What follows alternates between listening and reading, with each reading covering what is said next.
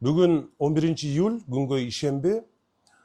Негизи Ош шаарында бардык маселе эмоция менен эмес, диалог менен чечилиши керек. Өзүңүздөргө маалым болгондой, коомчулукта кызуу мындай талкуу болгон. Бул Келбил билим берүү мекемеси менен ишкер Назгүл Жолдошованын ортосунда түшүнбөстүктөр болгон.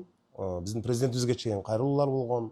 Ата-энелер кабатырлануусун билдирген. Ошол эле убакта ишкердин дагы биз ишкер катары юридикалык укугун карап чыктык.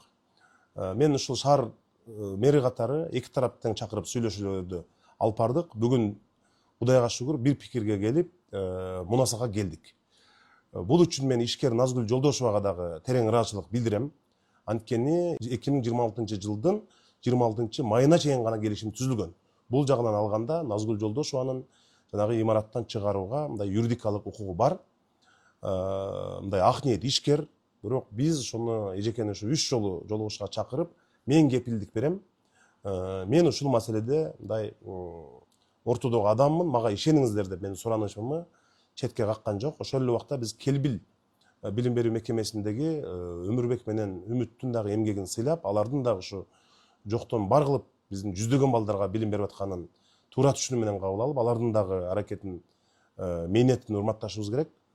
Назгүл Жолдошова дагы мындай маңдай тери менен, бешене тери менен акча таап ошол имаратты курган, аны дагы белгилеп коюшубуз керек.